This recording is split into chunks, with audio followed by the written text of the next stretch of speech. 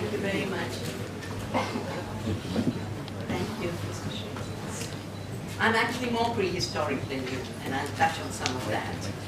To the Nietzsche, to the CISA team, who's always so creative, which is why I accept all the invitations. To the mentors of this program on leadership and sustainability. From 82, I left Bangalore, and 82 to 87, I was heading a program in the United Nations University on conflicts over natural resources. Because it was becoming very, very clear, many of the conflicts were related to ecological scarcity created. And the research was then, and many movements were born in that time, because I would share my consultancy fee to start the Narmada movement, to start the movement on Singrauli, to start the Chipko movement in Karnataka called Apiko in Sirsi. And the book, which is out of print, because publishing has become such that unless publishers are pushing sales and there's a monopoly, books for universities are not really worth publishing anymore. So Sage, the academic publisher, had published this book called The Ecology and Politics of Survival. Now, by the time I did this work, I had spent a decade, beginning with Chipko, to work on protection of the earth. And in those days, there was no word sustainability, it was nature. We talked about concrete aspects, the forest, the river, the mountain. And Chipko really is the movement that set the agenda for the contemporary environment movement. Very, very clearly, it was rooted in the beautiful shloka, the Bhumi Sutra we just heard, of venerating the forest. Yesterday, I was most touched. I was invited for the Nari Puja at your temple. The name is very complicated. I'm not even going to try and pronounce it. It's a Durga temple, about 2.5 hours from here. And the very idea of Nari Puja, and it began as a Vana Durga temple 4,000 years ago. Now, can you imagine the privilege you all have in this leadership program of sustaining an ecological civilization that has been in continuity for thousands of years? I not only travel the world, but we have a lot of people visiting the Navdanya farm in Dehradun, where I started an Earth University because there was such a demand. And we call it Beat Vidyapeeth and Earth University. And basically it's education for Earth citizenship. That's the education that you all don't just have to receive, but you have to create. And you have to live it. Because this education will only be done through practice. No book is rich enough to teach you. Life is, your culture is. The history of international negotiations is with all of their tensions. The Stockholm Conference, yes, Indira Gandhi said poverty is the worst pollution. And by then, Chipko had already happened, and I was writing about how greed, destroying the resources of the poor, is behind ecological degradation. And I remember for this later book I did, I defined sustainability at 3 levels. The foundation is the renewal of nature. Because if a river isn't allowed to flow because the catchment is destroyed by mining or deforestation, you don't have a sustainable water system. If you pump too much greenhouse gases into the atmosphere, you're going to get atmospheric pollution, which will lead to climate change. And there's no point trying to deny it, because this is, we used to learn it in kindergarten, the carbon cycle, the nitrogen cycle. Sometimes when I have debates internationally, my favorite these days is the illiterate who has to be taught a little bit more is Mr. Bill Gates. And I said he should come back to learn basics of science and biology. The word development, which Mr. Srinivas was talking about as the counter to environmental imperialism, well, development itself was coined for continuing the old colonialism. I actually have written with colleagues a development dictionary. It's published by Z Books. And I didn't know there was something called development happening till I did the study on eucalyptus monocultures at the IIM Bangalore in the 80s, because I saw every day more eucalyptus being planted on farmlands. I said, what has happened? I said I found the World Bank hiding behind a eucalyptus tree. I didn't know there was a World Bank. I studied physics. The World Bank doesn't come in your life. Development doesn't come in your life. This is all another vocabulary. Started to do a lot of research. That's how the development dictionary came. The word development is a biological term. And it defines the self-evolution, self-organizing of a seed going into a tree.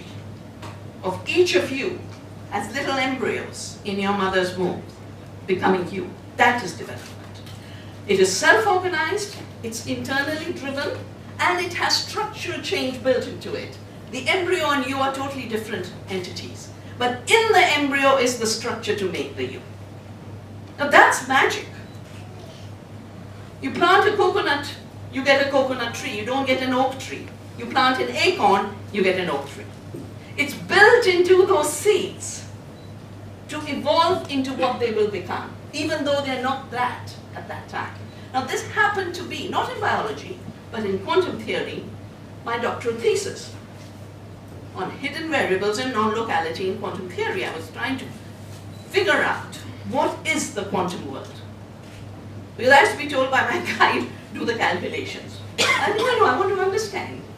You know, to be a mechanical calculator is a very easy task once you've learned the expertise. But to understand what it means, and not one of the quantum physicists designed what they found. They were compelled to accept it. Einstein was very troubled about action at a distance. And he designed that Einstein-Podolsky-Rosen paradox. But what's different between the mechanical worldview and the quantum worldview and the ecological worldview, and the quantum and ecological actually merge, and our traditional knowledge that is in that beautiful shloka that was just sung. In all of them is the notion of non-separability. That was my thesis. Non-separability, non-locality. You can take a particle, it splits into two, they can go far away, but what you do to one particle will affect the other. That's why they talk about a butterfly. Its wings in the Amazon will create a storm. That is what is happening with climate change. Now, it's not the case that the cyclone you just had was caused by actions here. It was caused by actions earlier in time and in another space, but space-time are interconnected. That's what general relativity is. And I realized while trying to figure out causality, because quantum causality is not mechanical causality. Mechanical causality is I hit this mic and it'll have a sound. Quantum causality is because things are related, doing something to one part will change something else, somewhere else. This is the action at a distance. And it will not change it piece by piece, which is why I get very annoyed about the rich science of Ayurveda being reduced to a mechanical Cartesian science for evidence. In Cartesian science, everything is separate. Mechanical science, everything is separate. And what you do to one thing only happens to that one thing, including one part. And this separation means there's never an impact on something else. This also means that it works to have Newton's equations for ballistic movement, for cannonballs. It's wonderful, it works brilliantly. But complex living systems have causality which is determined by space and time. 4 dimensions, not 2. And the 4 dimensions is what has been managed and repeated in our ancient literature as Kal and Desh. Kal as the unfolding of time, but related to the change in space. And we are the only civilization in the world that puts space as the fifth element. The four elements are everywhere, in all civilizations. But we added space, because we knew space makes a difference. And I'll give you two examples. In quantum theory, the whole issue of spin up and spin down is a spatial issue. One is down, one is up. But it changes the behavior of the quanta totally. You were not born when or were you born when the mad cow disease happened? How many of you are aware of something called the mad cow disease? Nobody. The ancients are. Well, in the 90s, cows in England started to, what they say, call mad. They couldn't control their movement. They found then that their brain had become like a sponge. That's why it was called the spongiform. Later, the research showed that the greed of agribusiness had led, first it had led to destruction of straw and living feed to animals, and then they figured out that you can actually use dead animals to render them. The term rendering came out of that. You render them. And since the feed for animals these days comes in little pellets and you don't know where it's coming from, the little pellets have perfect protein and perfect calcium. So in terms of nutritional ingredients, which is another reductionism, because it only tells you how much quantity of which nutrition without telling you the process. So they were taking first sheep, dead and diseased sheep, feeding it to sheep and cows, and then as the cows were falling sick, they were grinding up that meat and feeding it to cows. And then they even said, oh, it's just for the cows, this can't jump species boundaries. And then 12 people got the spongiform disease. Their brains became like sponge. That's when the ban was called. And feeding dead animals, infected dead animals to other animals was stopped. And my friend Renate in Germany took the lead to get it banned at the level of Europe. But the interesting thing was the scientists who then did the work, because this is not an external infection. The cows were getting the mad cow disease because of what was found to be the prion. And he got a Nobel Prize for this, but the prion is merely a deformed protein. It's not another protein. It's not another external infective agent. The space of arrangements has changed. And that spatial change became an infection. It became a self-infection. That's why space matters. That's why I do believe we are the civilization that has been put through the test of sustainability for the longest period. So far we've passed it. We are on the brink of failing it. Every action we have in farming was about how to manage the soil. There's an ancient Veda that says, in this handful of soil is your future. Take care of it. It will sustain you. Destroy it, it will destroy you. The destruction of every civilization is a destruction of soil.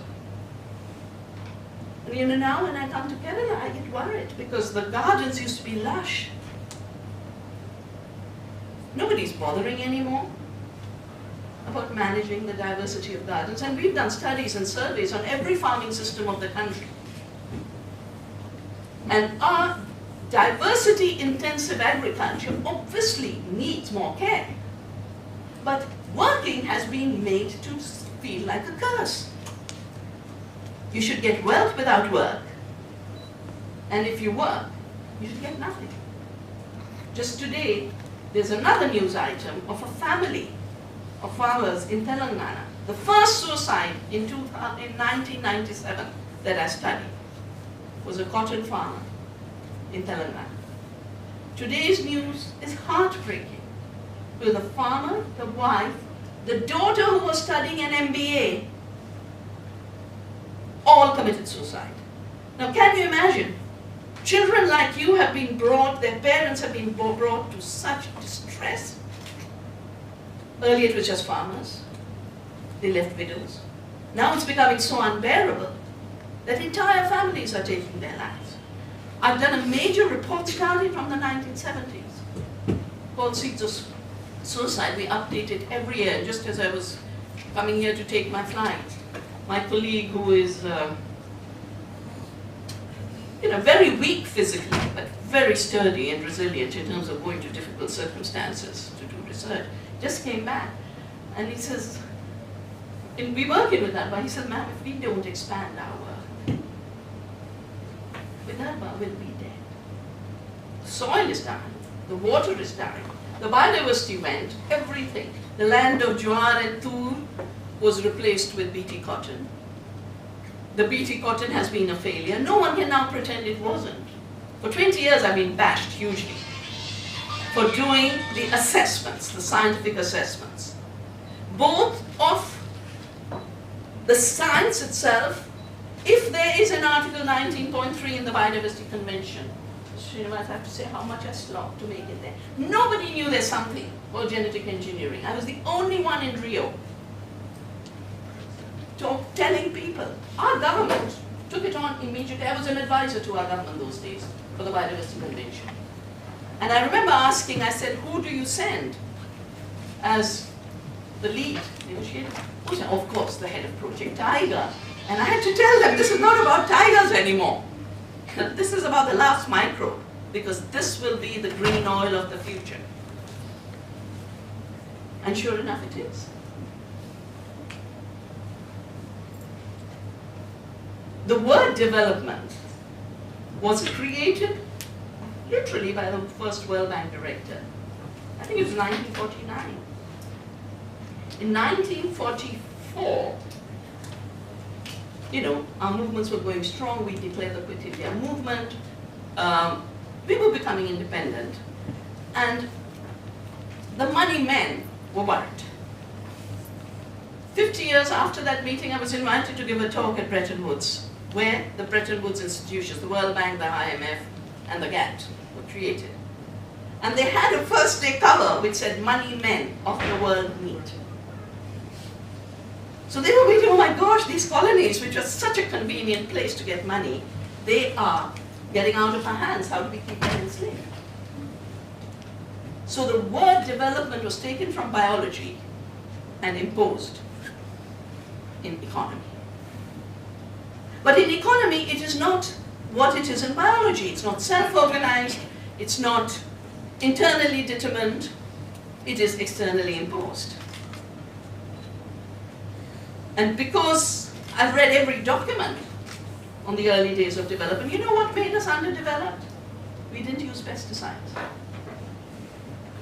We were underdeveloped because we gave soil primacy. I'm so happy that the water here has been served in this jar. This, in the old development definition, was underdevelopment, because if you didn't have Coca-Cola and Pepsi-Cola bottling your water, stealing it in Tachimada, you were underdeveloped. Fascinating definition. Lack of plastic. Lack of plastic was underdevelopment. And now we have this amazing mountains of junk everywhere. In Dehradun, I have to drive through a forest patch. It is now one continuum of a garbage heap. And if any of you are close to our Prime Minister, please tell him Swachh Bharat will only become Swachh if the one monopoly source of plastic in this country is regulated and you tax him. And let them collect the garbage. Let them pay for it. Let them pay for the pollution. Let them pay for the fact that plastic is being burnt everywhere now. I mean, because I do this work, everyone thinks every problem of theirs, they should come and tsunami, and I should solve it tomorrow. So a lady came to me in Dehradun the other day. So I retired here because it was such a lovely valley, and now they're burning plastic in the village next door. Can you do something about it? So you have a tremendous opportunity for is remembering we are part of Vasudhaiva Kutumbakam. And it's so clear. Anyone who says you and I are different is a narrow mind. An evolved mind knows we are all one earth family, one Vasudhaiva Kutumbakam.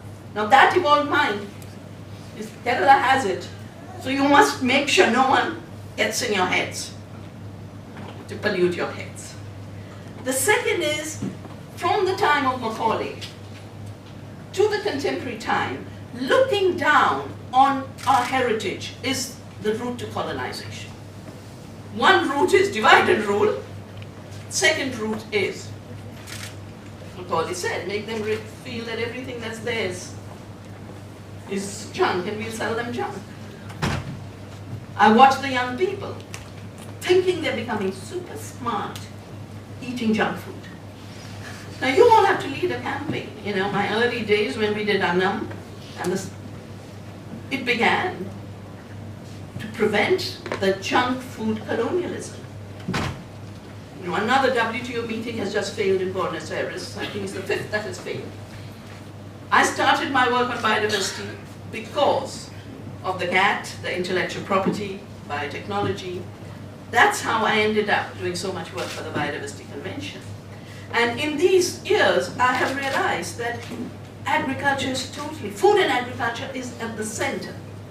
If you look at what were the treaties, agreements brought into WTO that didn't exist in the GATT before the Uruguay round, Agreement on Agriculture, who wrote it? Cargill, Dan Armstrongs.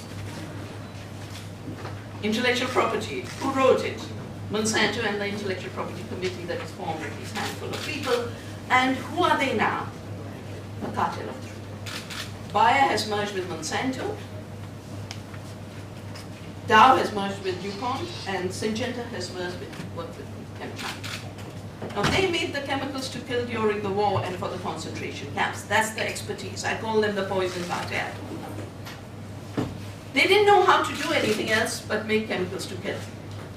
After the wars, they said, well, we'll now pretend these are necessary for feeding the world. And they changed the education system in agriculture. That's what's taught in agriculture campuses. Then the universities found out you can splice genes. They grabbed the tools and said, now we pretend we are the makers of life. So I always say for Monsanto, GMO means God move over. We are the creators, we connect the ranks. In this country, we managed, I worked very hard with the parliamentarians to ensure that when we were forced to implement TRIPS, we did not accept patents to seed. And I worked with Mr. Shukla, who used to be the permanent representative to the GATT in those days, to put that additional clause in the patents on life in the TRIPS agreement, which says, but countries may exclude from patentability and have sui generis systems. So our sui generis system is we have farmers' rights and we can exclude from patenting. Article 3J of our patent law is that article. Been under attack by Monsanto and fighting a case even now. They sued the government. But I know how, government can be made to sleep conveniently, sometimes. So I was called to intervene. And I've intervened, that case is still going on.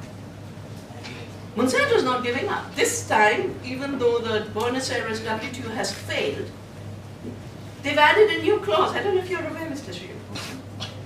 IPNV. New vocabulary. Earlier, Mr. Shukla said intellectual property is national sovereignty, can't be brought into a trade treaty. Washington lawyers went back, put TR before IP. It's now trade related, so we can negotiate it as a trade issue. We changed our laws. The first case in WTO was brought against India on TRIPS. Now, they've created a new clause, IPNV. IPNV is intellectual property non-violation. You might not violate, but we'll still sue you. And they're trying in every new free trade treaty to introduce what's called investor-state dispute settlement systems, in which corporations can sue governments that implement their constitutions and protect their laws for the public good, which is the other meaning of development that you all were negotiating. The right to development was the right to food, the right to water, the right to sovereignty. That development is very much a third world negotiating term in the international treaties. But development as you're ecological, therefore you're backward, is the colonizing mean. And we call it the amoeba term that can be moved in any direction to mean whatever you want to mean. The Sustainable Development Goals that have come out, I'm not going to go through them, you've all got the booklet, it's all there for you. But let me just briefly touch on how food and agriculture touches so many. If farmers are committing suicide, they've crossed poverty, they've reached hopelessness.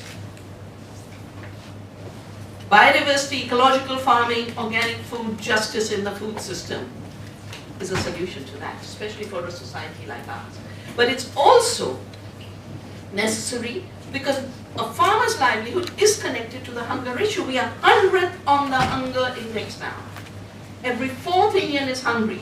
We are on worse levels of consumption than even during the Great Bengal famine.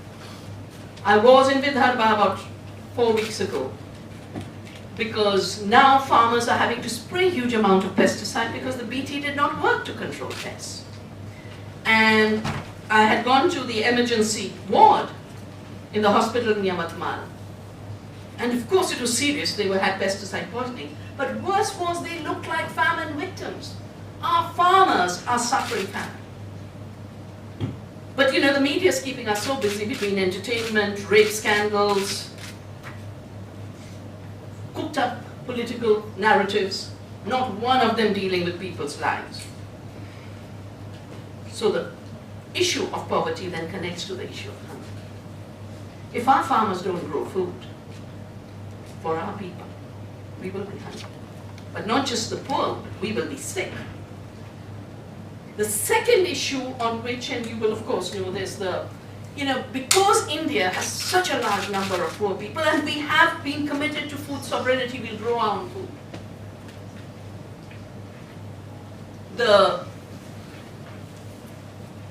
Food Security Act ensures that it's a duty of government. So they have to buy from farmers to feed the poor. That too is being sued. The US has sued India for public stockholding. And they're saying, no, you can subsidize your people, but you buy from our corporations. You can't buy from your farmers. So one reason this meeting collapsed was India refused to give in. So we are not going to destroy our public stockholding. And the United States wants this market. I mean, why did they have an agreement on agriculture? Because they want the market of India. But can they provide the diversity of food we eat? Can they provide the spices? The whole colonialism of the first time began with the spices. They can't grow the spices. You destroy your spice farmers, that's over. Our indigenous oils were destroyed. In '98, I did a such satyagraha at that time. I remember the farmers of Kerala dumped soya and palm oil in the Calicut port. The coconut had dropped from 10 rupees a nut to 2 rupees a nut because of that dumping. So they cannot grow the diversity we grow. The climate doesn't allow it. When Babur came to India, and in his Babarnama he's written, diversity is the Hindustan way. That we are the climate of every region of the world. The amount of diversity we grow, we eat. Ayurveda has evolved in this land because of the diversity that's available. And the diversity on the land, the diversity in our thali. In Annam we've done festivals with women cooking diversity of it. And for those of you who are in health or nutrition or biology, the diversity in our diet. They are one continuum. And it's a continuum of health. Ayurveda knew that the gut is the center of the health of the body. 5 years ago, the international community started to wake up on the gut. They're now finding there's between 10 to 100 trillion microbes. They're also finding that the microbes have a different diet, each of them. Therefore, you must have the different diversity. Ayurveda already knew it. You must have 6 tastes. You can't modulate a GMO soya into oil, into Nutri Nuggets, into ice cream, into everything under the sun. Because we can be cheated because we've been dumbed down as human beings. But our gut microbes are smart enough still. And the lack of nutrition plus the toxics are behind all of the chronic diseases of today. We are now the epicenter of many of these non-communicable chronic diseases. That's why with Dr. Gangadharan and others, we did this book, which I'm going to leave over the university in Sissa, Annam Food as Health. Because Annam Food as Health means the health of the soil, the health of the plants, the health of the animals, including us, we are animals. People forget we are animals. That continuum of health is non-separability. Farmers are dying, the soil is dying, I mean, look, I'm rushing back to Dehradun because my brother, suddenly overnight, cancer. Every family has a cancer victim. Every family. Now, the same poison cartel sells you the leftover poisons from the war, then the GMOs, twisting every international treaty. Bush walked out when our government, Malaysia, Ethiopia, these were the three countries that insisted on their Article 3 to regulate biotechnology through biosafety laws. We have a very strong biosafety law in this country, which is why outside cotton, which is illegally present in our country, we didn't allow any GMO.